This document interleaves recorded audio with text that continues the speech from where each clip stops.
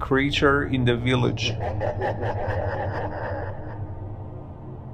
My name is Magda, and I'm 26 years old. I work in an office in the city. On weekends, I used to love to get away from all the hustle and bustle and take a trip to the countryside. Luckily, I have a cottage in a small village, which is located right at the edge of the forest. How I used to love to get out of the city and spend the weekend in my little cottage. Why did I stop? Well, I'll tell you.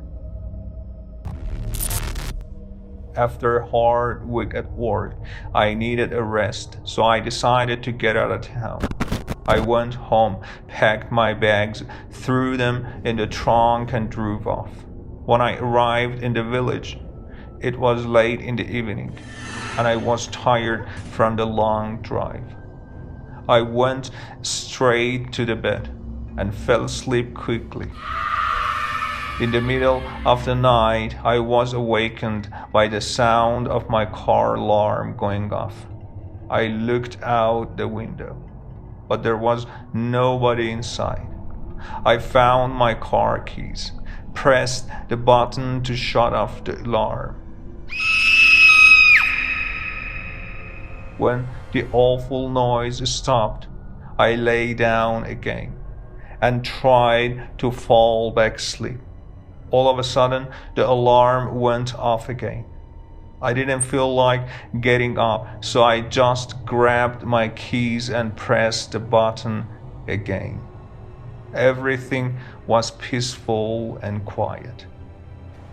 5 minutes later, the alarm went off a third time. Once or twice could have been an accident, but now I was wondering what was going on. Could someone be playing tricks on me in the middle of the night? I got up again and pressed the button to turn off the alarm, but this time I didn't lay down. I stood at the curtains and watched. After a few minutes, I saw something by the light of the moon. A shadow emerged from the bushes and slowly approached the car.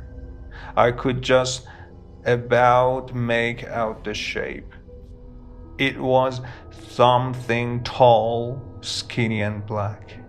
The figure reached out with its long, thin arms and knocked on the car. The alarm went off again, and quick as a flash, the dark figure retreated back into the bushes. At that moment, I realized what was going on and began shaking with fear. I turned off the alarm and continued to watch.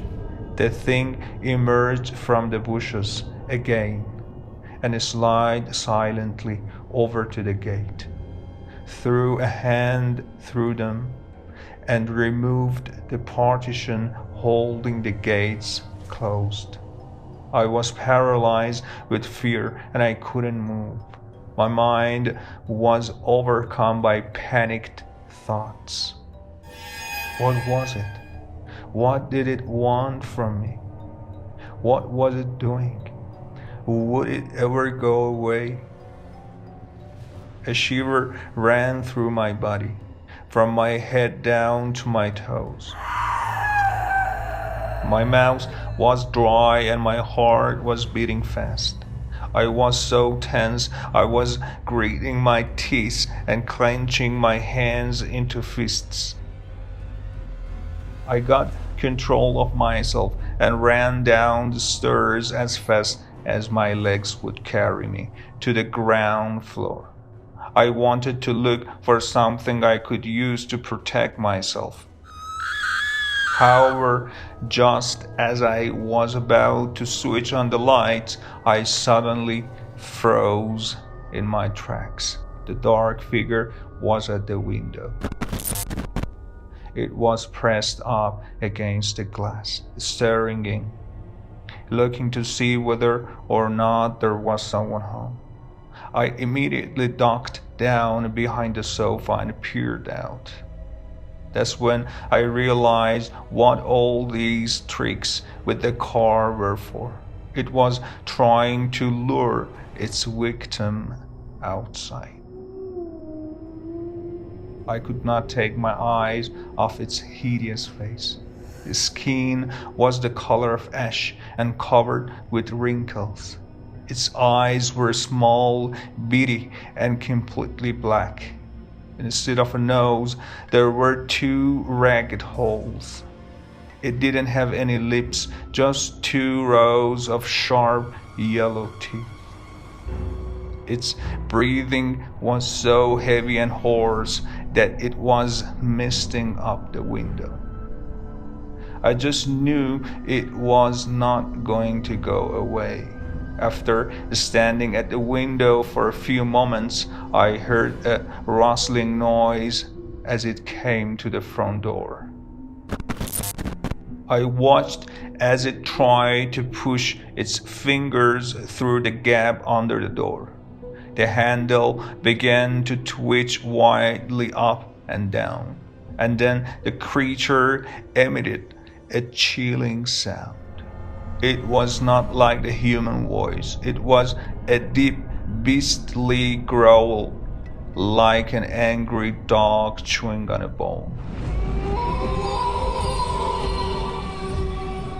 I knew that if it hurt me, it would keep trying until it found a way to get into the house. I just crouched down behind the sofa, hiding in the shadows and desperately trying not to make a sound. Tears began involuntarily streaming down my face, no matter how much I tried to stop them. I could feel my pulse pounding in my temples, and I was shaking like a leaf, just waiting for it to end. I don't know how long I cowered there. I must have passed out. When I woke up and looked at the door, the creature was gone. The door was still in place and everything seemed secure. I have never been so relieved in all my life. I ran upstairs and looked out the window. It was light outside, and there was no sign of anything wrong. Taking a chance, I grabbed my keys and, without stopping to collect any of my things, I ran out to the car. I jumped in, locked the doors, and drove away from the village as fast as I could. I didn't stop driving until I got back to the city. When I got back to my apartment, I turned on the radio and heard a news report. The announcer said that in the village, the dead bodies of two girls had been discovered. Their corpses had been mutilated and dumped in a swamp. I guess the creature found what it was looking for.